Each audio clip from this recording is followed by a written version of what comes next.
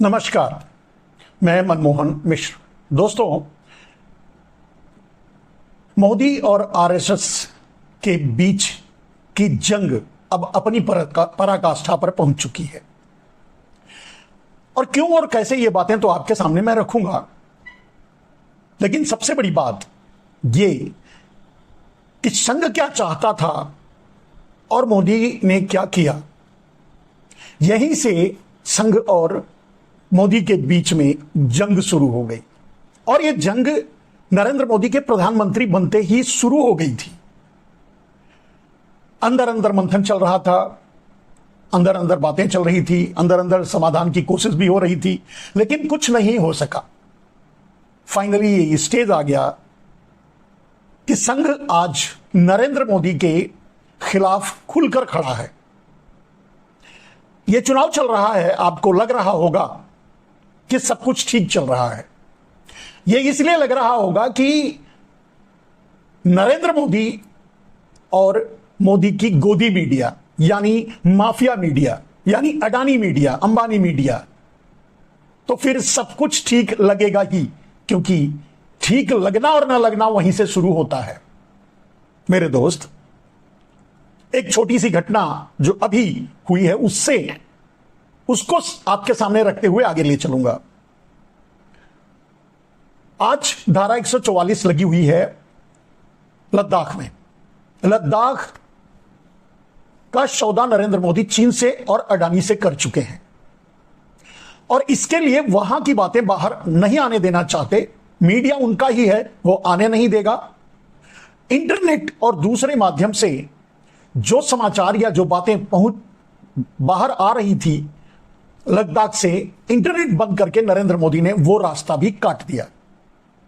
कहने का अर्थ यह है मेरे दोस्त कि आज, मैंने इसके पहले वीडियो में भी बताया था कि आज सोनम वांगचुक जिंदा है, जेल में है, अपना वो मार्च कर पाए।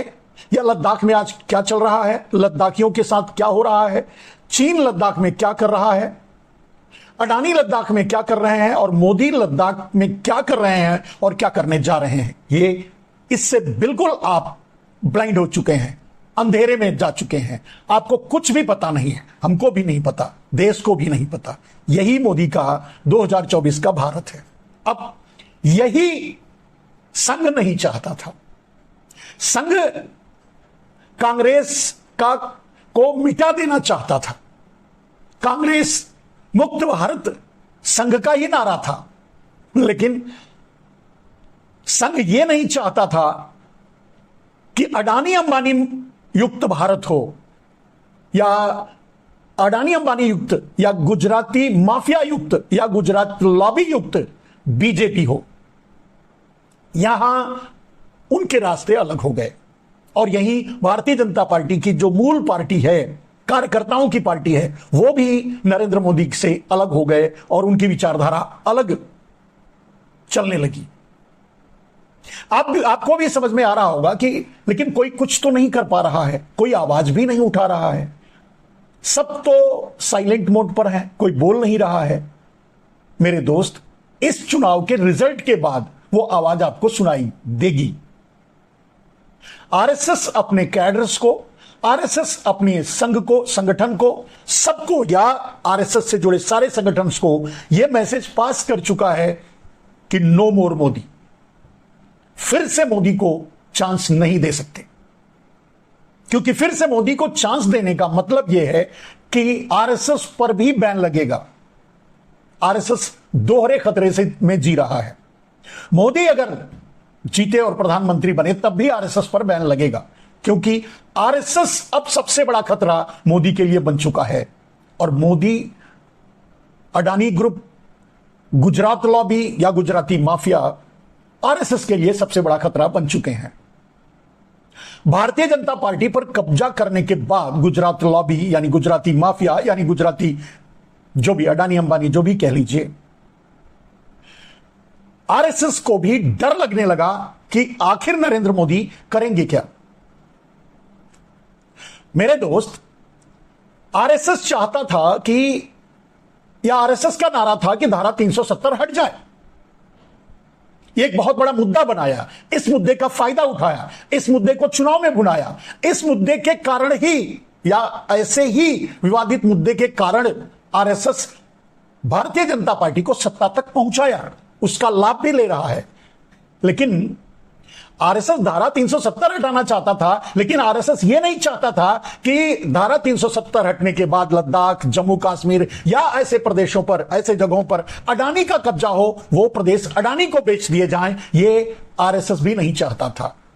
मध्य प्रदेश हो, छत्तीसगढ़ हो, कोयला हो, खनिज हो, पोर्ट हो, एयरपोर्ट हो, रेलवे हो, जितने भी या पीएससीज हो, गवर्नमेंट सरकारी ऑर्गेनाइजेशंस हो, इंस्टीट्यूशन हो, सबको अडानी को बेच देंगे नरेंद्र मोदी, ये तो आरएसएस भी कल्पना में नहीं सोच पाया था।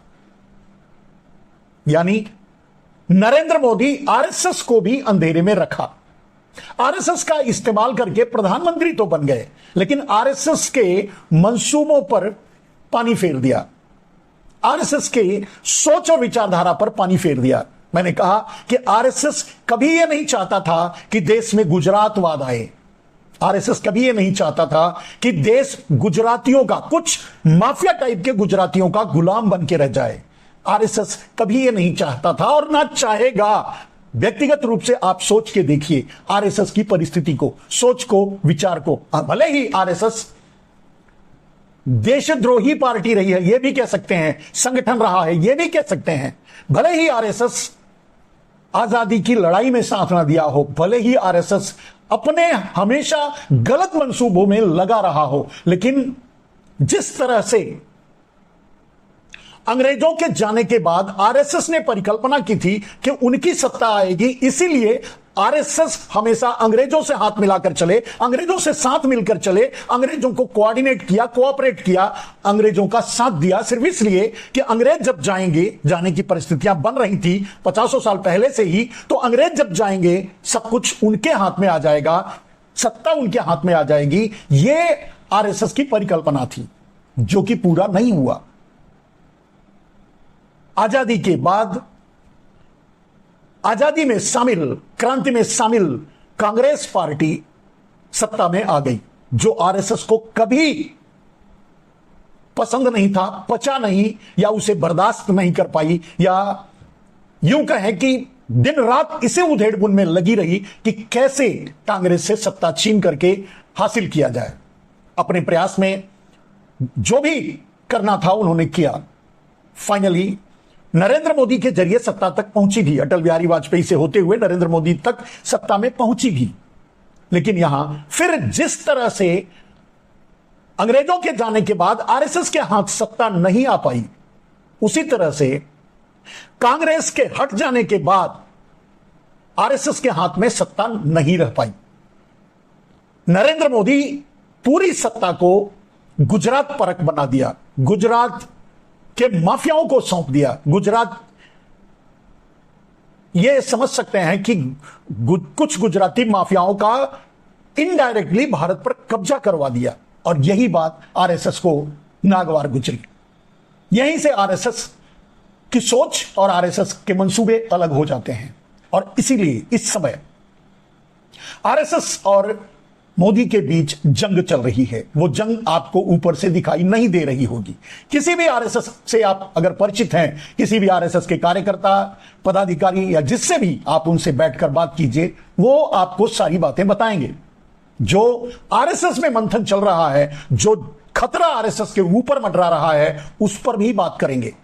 सामने नहीं, कैमरे पर नहीं, पूरे समाज में नहीं, लेकिन अंदर अंदर जो सबसे बड़ा डर है आरएसएस को कि अगर नरेंद्र मोदी फिर से प्रधानमंत्री बने तो नरेंद्र मोदी आरएसएस पर बैन, सबसे पहला काम प्रधानमंत्री बनते ही नरेंद्र मोदी आरएसएस पर ही बैन लगाएंगे।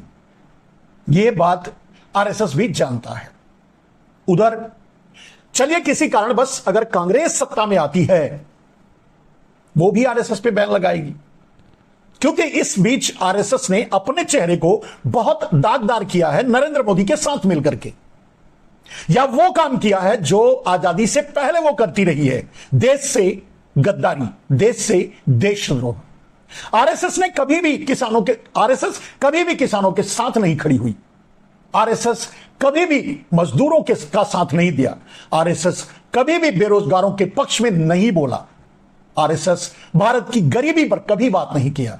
आरएसएस किसानों की आत्महत्या पर कभी बात नहीं किया, देश की महंगाई पर कभी बात नहीं किया, देश की गरीबी पर कभी बात नहीं किया, देश की बेरोजगारी पर कभी बात नहीं किया, या महिलाओं पर हो रहे अत्याचार या न जाने कितने दुराचार नरेंद्र मोदी द्वारा जो ढाए गए भारत पर, संसदीय प्रणाली को भी ध्वस्त कर देने से लेकर लोकतंत्र के चारों स्तंभ को छिन्न भिन्न कर देने से लेकर देश में जो अराजकता नरेंद्र मोदी ने फैलाई, आरएसएस इसकी कल्पना भी नहीं करता था। आरएसएस इसके बारे में सोच भी नहीं पाता था। इसीलिए आरएसएस आज निर्णायक मोड़ पे खड़ा है, जाए तो जाए कहां। और मैं पहले भी बता चुका हूं मेरे दोस्त कि आरएसएस अंदर से नरेंद्र मोदी को पूरी तरह से हराने की कोशिश में लगा हुआ है। आरएसएस नरेंद्र मोदी को, नरेंद्र मोदी की राजनीति को, नरेंद्र मोदी के गुजरातवाद को, नरेंद्र मोदी के छद्म राष्ट्रवाद के साथ नहीं है और आरएसएस उसे खत्म करना चाहता है और उसी प्रयास में लगा हुआ है।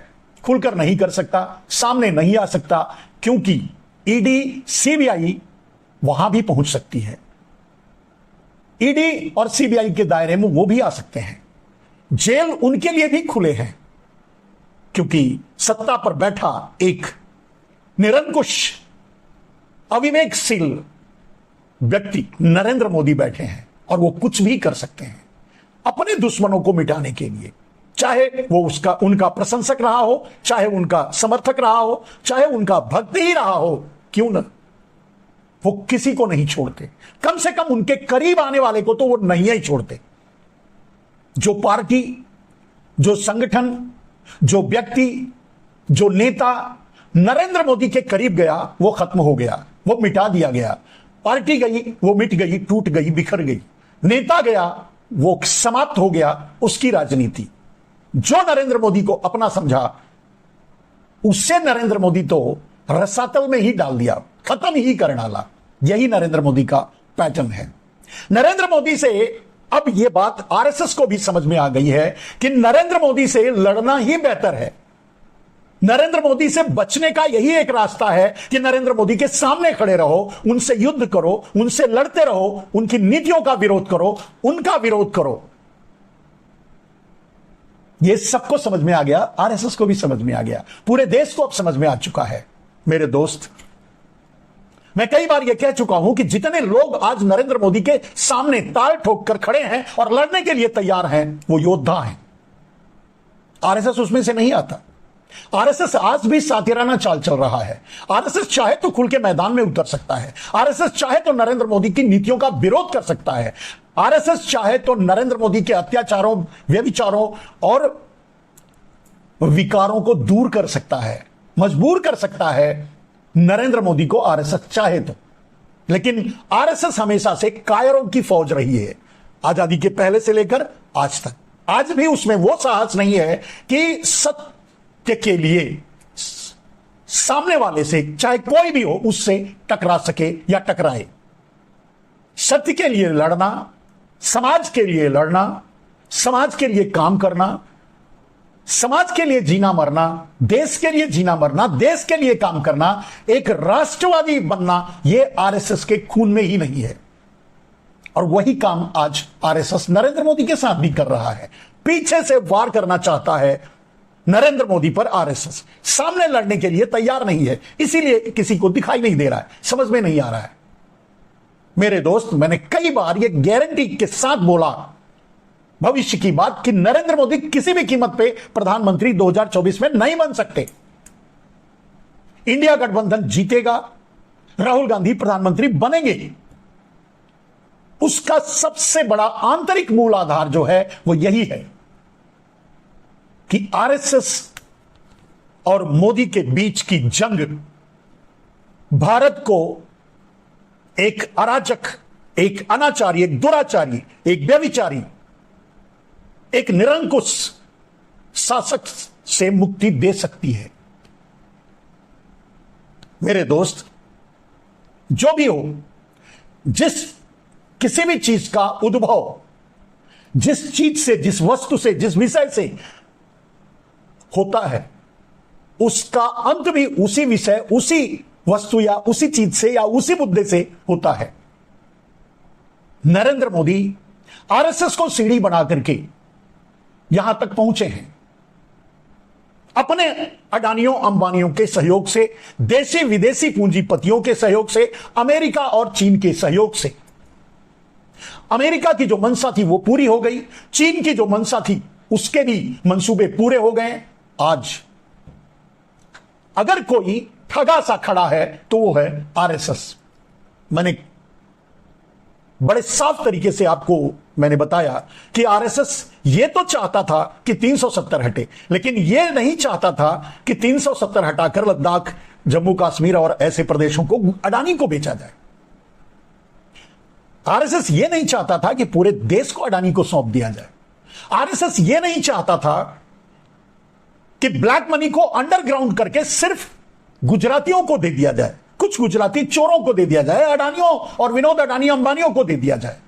आरएसएस ऐसा नहीं चाहता था, क्योंकि आरएसएस गुजरात की ऑर्गेनाइजेशन नहीं है, गुजरात की संस्था नहीं है, नरेंद्र मोदी की खड़ी की हुई संस्था नहीं है। लेकिन आरएसएस अपने ही गले में फांसी का फंदा डालकर फांसी पर झूल गया। आज आरएसएस ये मानकर चल सकते हैं कि अपनी अंतिम सांसें गिन रहा है। आरएसएस का वर्चस्व भी खत्म कर देंगे नरेंद्र मोदी अगर दोबारा प्रधानमंत्री बने तो। और यह बात मुझे कहने की जरूरत नहीं है, यह बात आरएसएस बहुत अच्छे तरीके से जानता है।